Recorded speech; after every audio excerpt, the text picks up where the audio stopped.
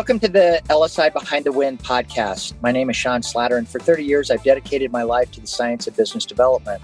I've seen the impact of our work, which has evolved into economic development and now social impact. And I am excited to present this podcast today talking about our TANF initiative. It's an incredible story in which we have taken a social program out of the Department of Health and Human Services and made real impact. TANF is an acronym for Temporary Assistance for Needy Families. We started working the TANF initiative nearly a dozen years ago and have seen real social change as we have helped thousands of TANF eligible individuals find high wage income and long-term careers. Many of these individuals had never been in the workforce previously. A lot of the members of this TANF group have had minimal education. Many of these individuals are high school dropouts. The majority of the demographics who are TANF eligible are women between the ages of 16 and 26 with at least one child in the home. So I hope you enjoy this discussion about our TANF work. And as we build other workforce development initiatives, TANF is always on our mind. We're always looking for a way to insert the TANF eligible workforce into these jobs that we have created in ecosystem development. I think it's really an exciting role and really is the future of the TANF program. So enjoy this discussion about TANF. I wanted to talk about continuing through this thread of social impact and talk about another one of our key social impact initiatives. Following all of the work that we had done with our veteran initiative and the success that we had there, we were asked by one of our clients who had really admired our work and had thought that he could utilize the methodology that we had developed under the veteran initiative to advance another one of his social programs. In the early 1990s, the Department of Health and Human Services had started a program that had taken quite a long time to evolve and advance. There was some legislation for this initiative that during the Clinton administration, however, it really did not start moving forward until the Bush administration. The name of the program was and is Temporary Assistance for Needy Families, and it has been abbreviated TANF, TANF, for the last 25 years. The TANF initiative had three objectives. Number one was to create a path to reduce teenage pregnancy. Number two was create a two-parent household. And the third was to create high-wage jobs and assist these families, the parents of these families in particular, migrate off of public assistance. So this was unique. It was a strategy that was developed through the Department of Health and Human Services to create this path ultimately to migrate these families off of public assistance. And in many cases, these families had been on public assistance for multiple generations. So how did we get involved in this? This is, sounds so different from anything that we had done previously, and it was Interesting that the initiative was emanating from HHS, not Department of Labor or some other program. It was also set up where the objectives and the funding were coming out of HHS, but being pushed to the individual states, where ultimately the states had responsibility for meeting these objectives.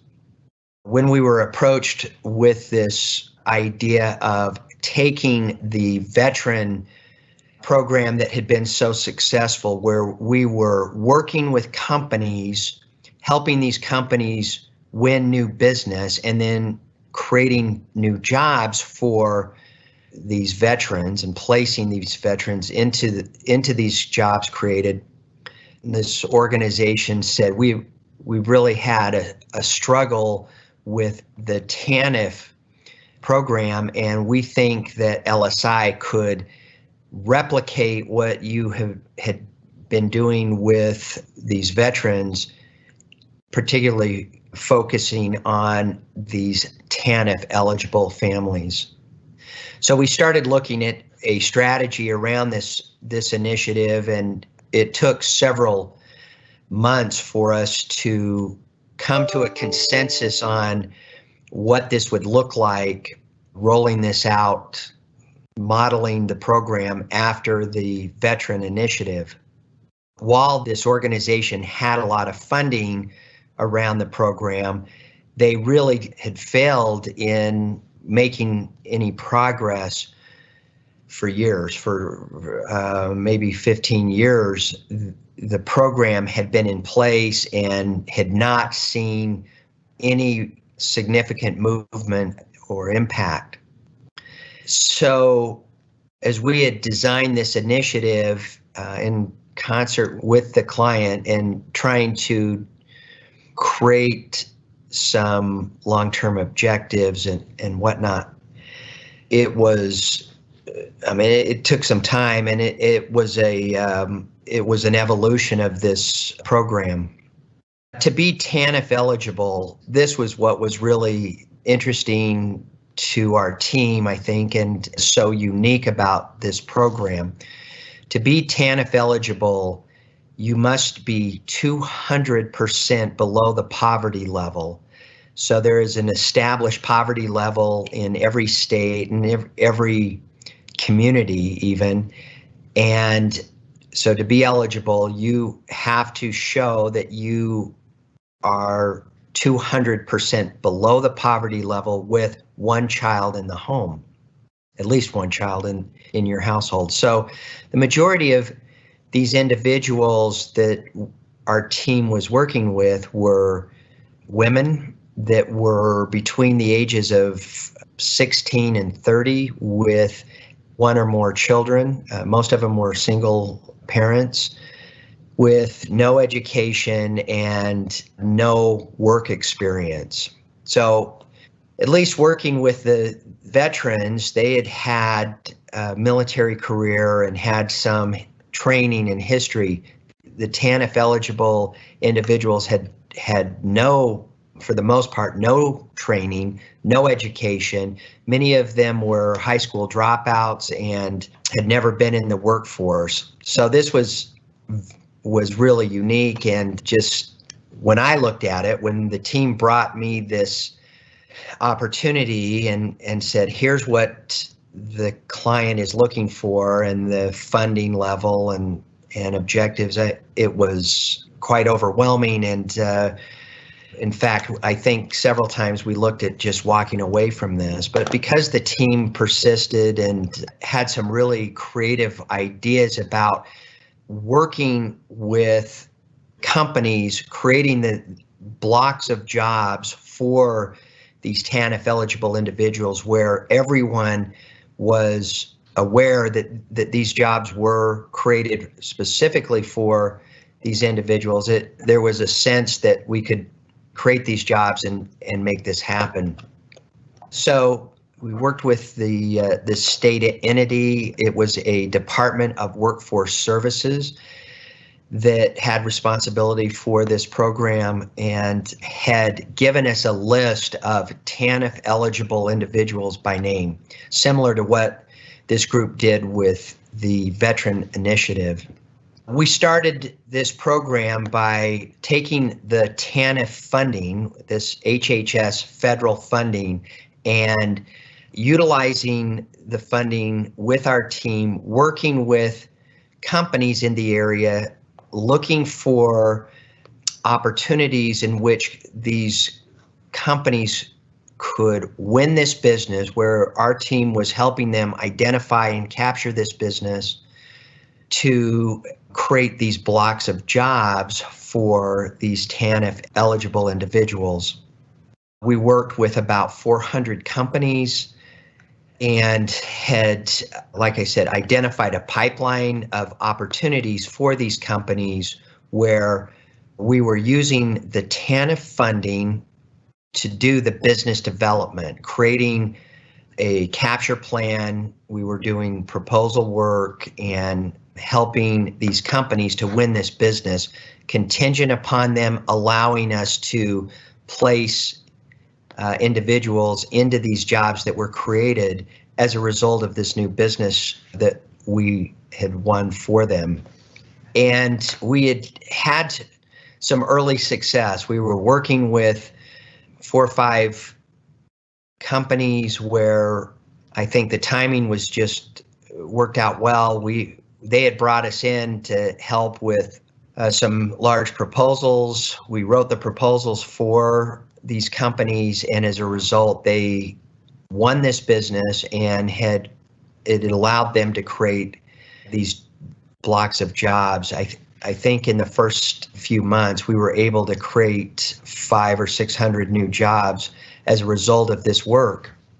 So this was really unique, and HHS and this state entity of this Department of Workforce Services, interestingly, and let me back up and say this department was responsible for not only the job creation. I mentioned that it was the Department of Workforce Services. They also have responsibility for all of the social programs, all of the public assistance initiatives and funding falls under this organization. And a lot of states aren't set up that way, but this group had combined all of the social initiatives and the workforce development. So it was unique in that they had this TANF funding that had historically been focused on the reducing teenage pregnancy and creating 2-parent households, which had been marginal for years and had never had any traction with the third objective of creating new high-wage jobs to ultimately migrate these individuals off of public assistance. So when we started winning 400 or 500 jobs at a time, that really caught the attention of the leadership of this group and also the Federal Department of Health and Human Services. They had not seen, especially in this short of time, that kind of impact. So as we had created these jobs, the second piece of this was our team would work with these individuals by name, place them into these jobs that had been created, and had stayed with them for several months, ensuring that they had everything necessary for them to be successful in that position. And many of these jobs, although they were low-skilled jobs, these individuals received training by the companies. They were able to get health benefits for the most part and other retirement benefits. So for the first time, they had a path where they had some infrastructure, a foundation that they could build upon. There were even a lot of these individuals did really well and were excited to be in the workforce And these companies would take these individuals and were helping them with additional training. They were getting them some basic computer skills training and like Microsoft training as well. And so what our team had found was that there was a threshold that if they could keep these individuals focused and employed for a 6-month period of time, similar to that threshold with the veterans, they could break this cycle, and these individuals began to see a path of prosperity.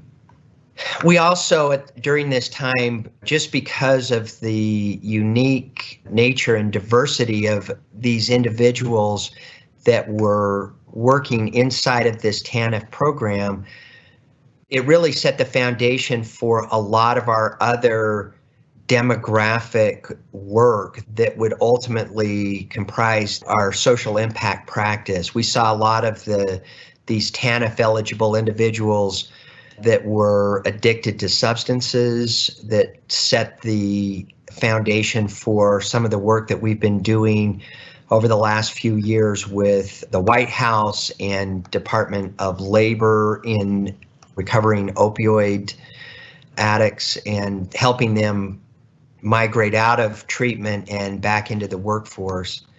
It really set the foundation for the recidivism initiative.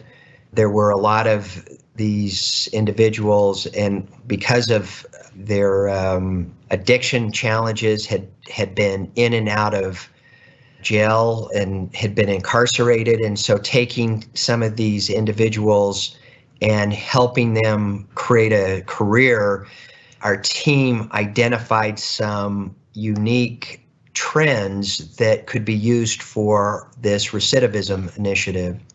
We had seen some of the military spouses were TANF eligible, meaning that they had qualified for these TANF benefits, had a child in the home, and had low skills and had not been in the workforce previously. So we thought that the veteran program was challenging. This was exponentially more difficult than even the veteran initiative. But our team, through their creativity, really did a great job of building this foundation that could, and a methodology that could be used throughout the company, focused on whatever demographic where we could make an impact. Even our individuals with disabilities, that foundation really was set up as a result of a lot of that early TANF work that we put together. So what happened over the evolution of this program was as I said, it gave us some visibility with other states. It created this dialogue between the U.S. Department of Labor and the HHS leadership, where the results that we were producing, which had not previously been recognized by any organization for almost 2 decades, put us in this discussion with at the secretary level of both the Department of Labor, HHS, and even the House and Senate committees on labor. At the end of the Obama administration, we were working with Secretary Perez, the Secretary of Labor, who, although this was not a labor initiative, saw the benefits of this work and even had said to us, this really is the salvation of America. He was so impressed with the work that we had done around this TANF program, using non-labor funds, using these HHS funds to create jobs for this particular demographic, a demographic that had really been neglected for years.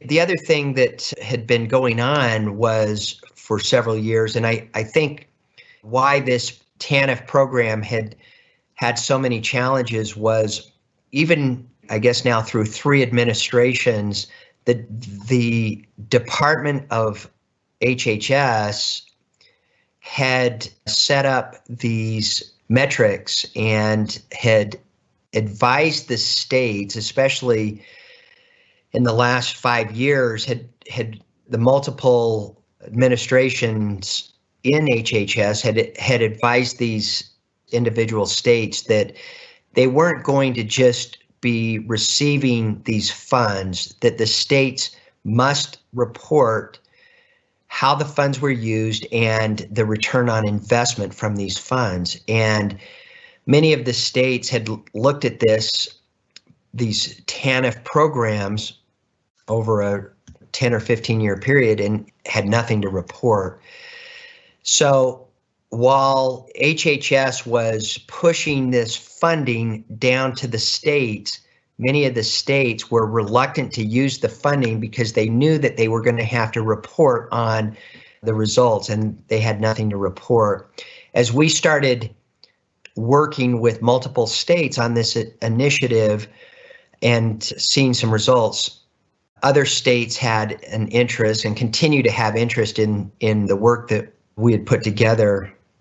At the peak, there was about $25 billion being spent on this TANF program. And like I said, there were only 3 elements to this: reduce teenage pregnancy, create a 2-parent household, and create jobs for these TANF individuals and help them migrate off of public assistance. In many of these states where we had put together these TANF programs, the only metrics that these states could point to that showed real impact was that 3rd element, job creation.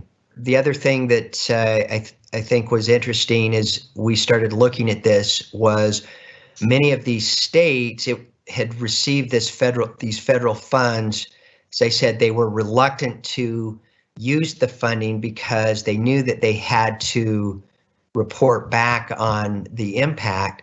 And so this funding would sit there. Sometimes the funding would go into the state general fund and would sit there for a 2-year period of time, and then the states would return the funding back to HHS. And we were working with several states that had $50 million of funds that were not being used. And that's still the case today. We've got some data on states receiving HHS TANF funds that have not been obligated and will likely go back to HHS at the end of the fiscal year, which is the 1st of October.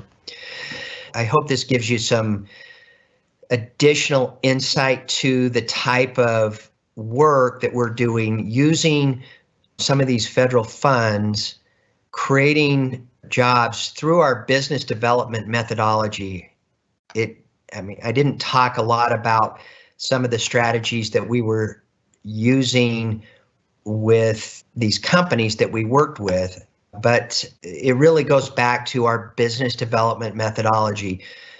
We were creating new jobs through our capture, proposal, and post-award methodology, working with these companies at no cost to these companies. The funding was all paid for through these federal TANF dollars to help them win new business, create these jobs, and then our team was working with these TANF eligible individuals to place them into these positions. It really was the vision of an individual that I admire very much, and he had put together this idea. He could see the value of our work in ways that even our team internally couldn't. I mean, he really, we were telling him, no, wait, this is impossible. This is a demographic that we're not sure that we can work with, although we had had this success with the veterans. He believed in us and saw this potential. And then we had this great engagement team that put this together and made it successful, and has now created this legacy of job creation for TANF eligible individuals. It's really an amazing story in history that our team has put together. There's likely TANF funding sitting in the Treasury, not being, although it may have been designated for TANF programs, it's likely that there are surplus TANF funds in your states that you've been assigned that you can use to create capture and proposal work for companies in that area to create these new jobs. For our economic development and social impact engagement leads, consider linking some of our work together with these TANF funds. It really has been overlooked with the exception of these various programs that we have put together in these states. Many states have just given up on TANF because it's so difficult and it's been such a challenge for them to create lasting impact. So consider, as you put together your strategic planning for your states and some of these clients you're working with, look at opportunities to bring TANF into the discussion. You'll find that there may be some funding sitting there that could be used for our business development work. I hope you enjoyed my overview and discussion about the TANF initiative that LSI developed many years ago. If you are a federal, state, or municipal entity and you have an interest in workforce development, if you are a community that has a high population of TANF eligible individuals, please contact us. We have an incredible strategy and program for helping TANF eligible individuals migrate off of public assistance and into the workforce. It is a program that will allow communities to transform disenfranchised populations into long-term economic prosperity. This really is an incredible conduit and program that can be used to quickly create long-term economic prosperity in communities.